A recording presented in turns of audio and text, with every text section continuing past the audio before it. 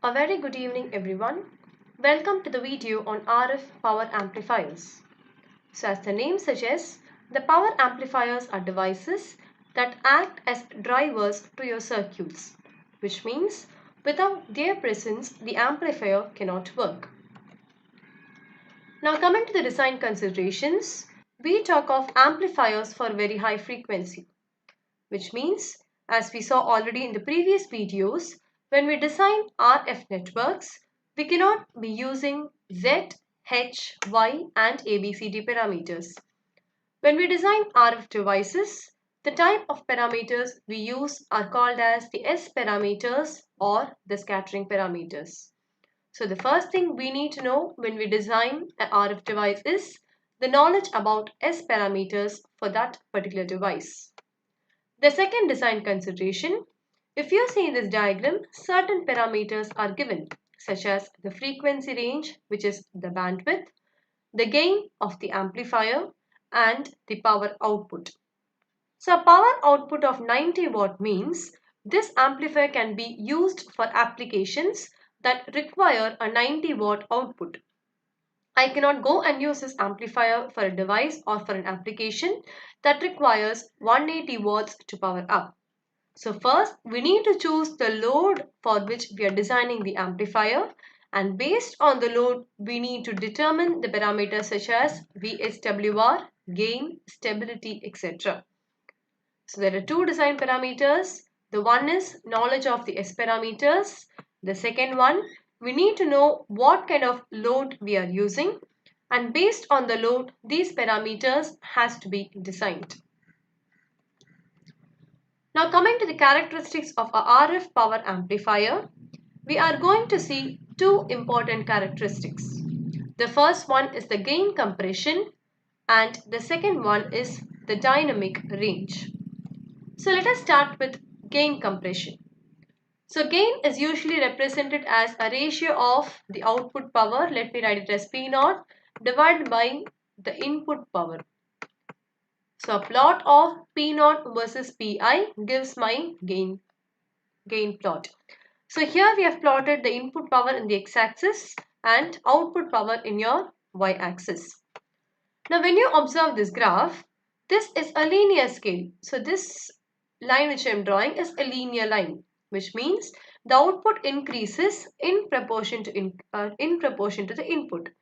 If I increase the input by one value, the output correspondingly increases by a corresponding value. If I increase the input further, the output correspondingly increases by that corresponding value of input.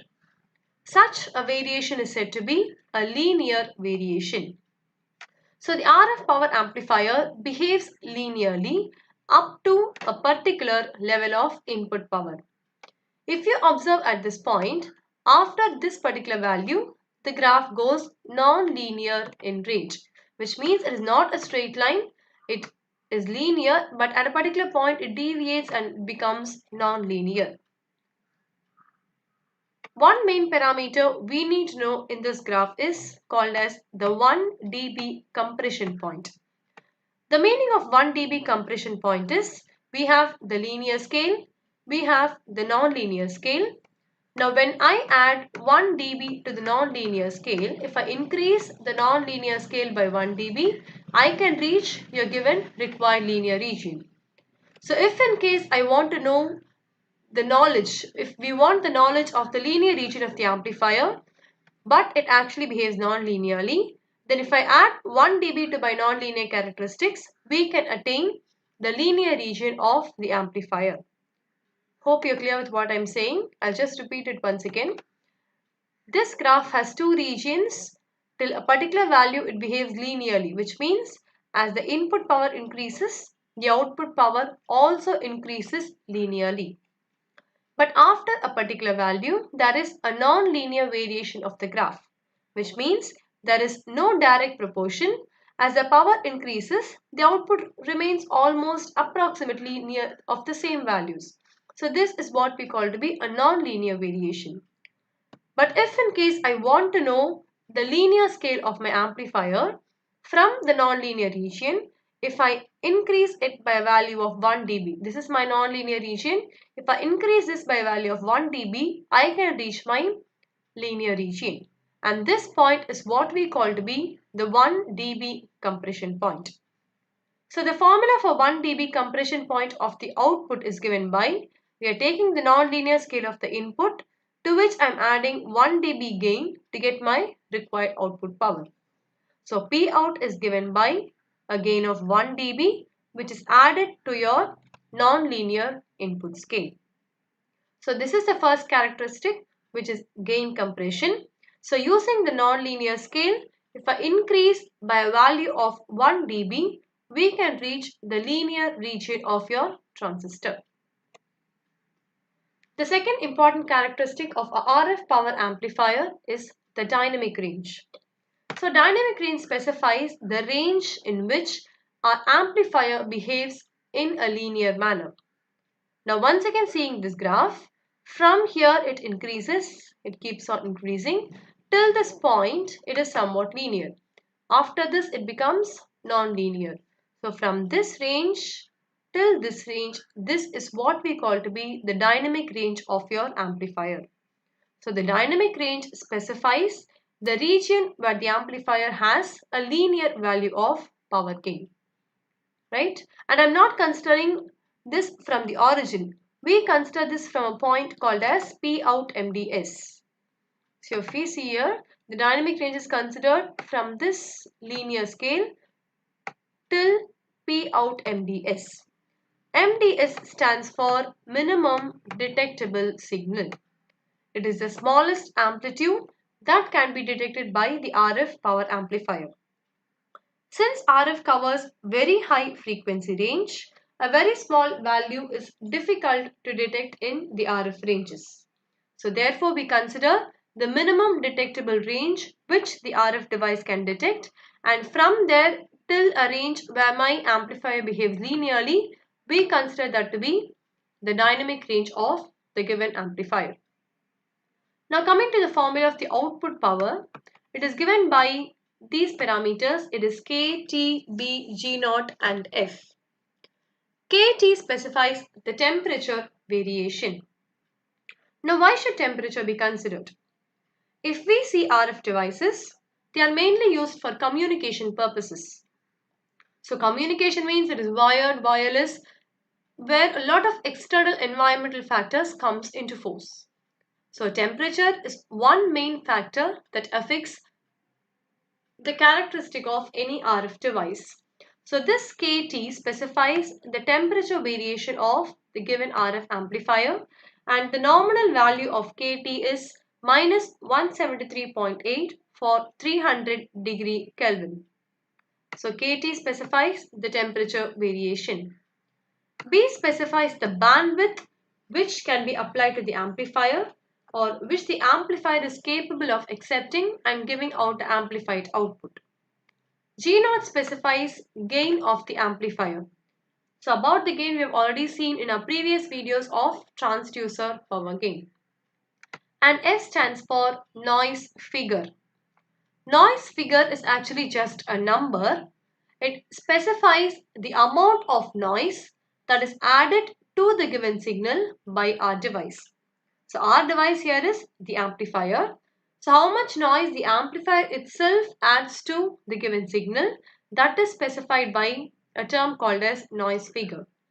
So if the noise figure number is larger, it means the noise present is more. If the noise figure number is very small, we can say that the amplification will be much more efficient.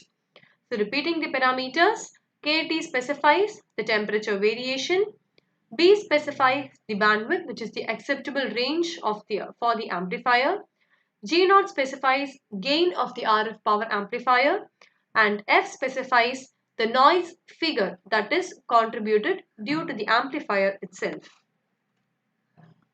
Now coming to the various types of distortions in the RF power amplifier, the first type of distortion is the harmonic distortion.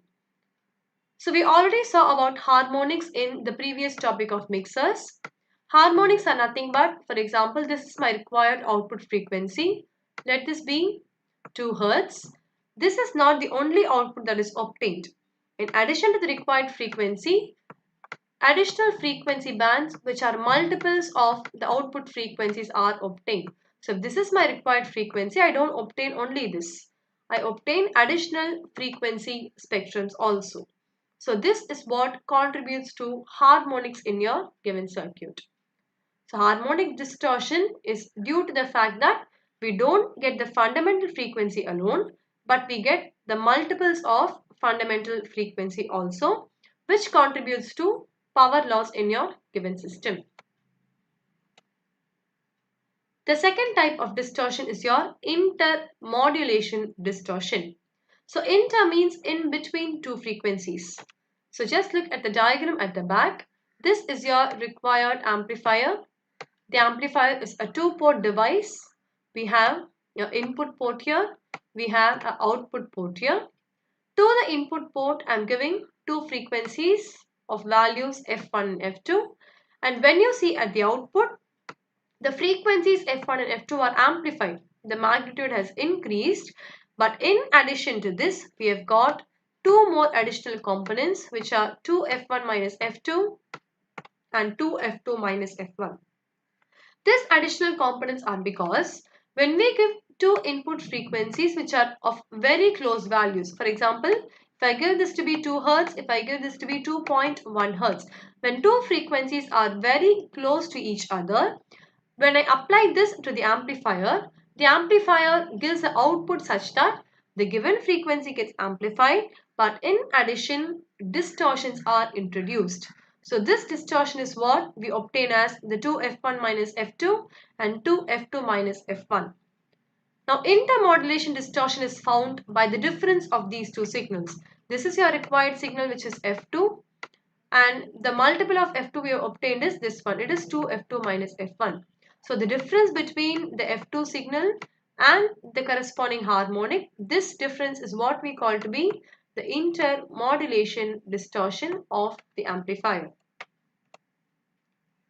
Now looking at the characteristic graph of the intermodulation distortion, we once again have the gain plot where we have plotted the input power versus the output power. Now we said that the intermodulation distortion, it is the difference between the original frequency F2 and the harmonic present, which is 2F2 minus F1.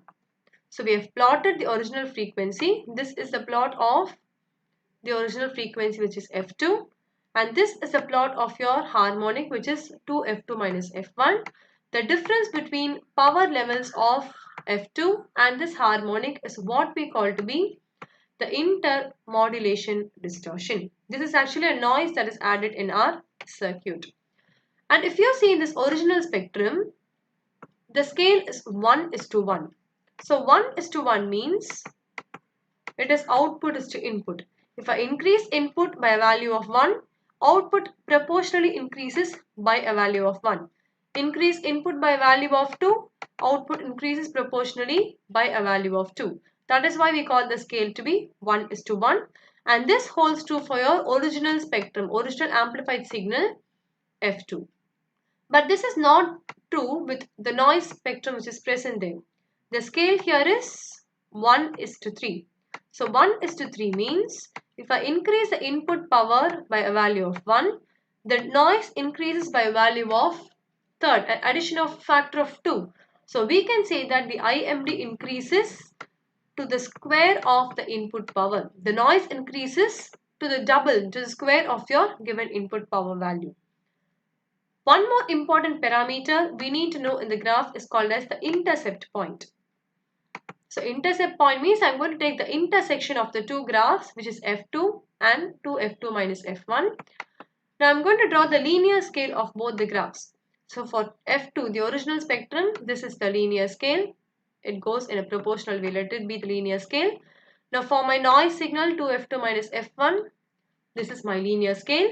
Now these two will intersect at one particular point, and this point is what we call to be the intercept point of our given amplifier. The use of finding out this intercept point is, using this point, if we trace back down the graph, we can identify the regions of your original spectrum as well as your distorted spectrum. So on finding the intercepted point, we come back, we trace down the line to obtain what might be the original spectrum of the signal as well as what might be the distorted spectrum of our given signal. And the formula for intermodulation distortion, as said earlier, it is given by the difference between the original output, which is your F2, and the distorted output, which is 2F2 minus F1. So the difference in power levels of F2 and 2F2 minus F1, that gives our intermodulation distortion in the decibel scale. So to have a quick recap of what we saw in this video, we saw that S parameters are required to characterize RF power amplifiers. Also, only if we know what is the load I'm going to use. I need to know a knowledge of to which application I'm going to use this RF power amplifier, because only based on the application we can design the given RF power amplifier. So this was the first thing we saw. The second thing that we saw were the two characteristics of the RF power amplifier. The first one was gain compression and the second one was dynamic range. The third one what we saw was the various distortions that affect the efficiency of the RF power amplifier. So the two distortions were harmonic distortion and intermodulation distortion. So harmonic distortion is due to the presence of multiples of your fundamental frequency, which we saw like this is my required frequency. I don't get only this, I get additional frequency components also. So these are called as harmonics. The second one, intermodulation distortion. It is because when two input frequencies are given very close to each other, not only the two frequencies gets amplified, but in addition to them, we get extra frequency bands which contribute to intermodulation distortion. So I hope you're clear with this topic. If any doubts, you can refer our textbook, either Ludwig or Radmanesh. Thank you.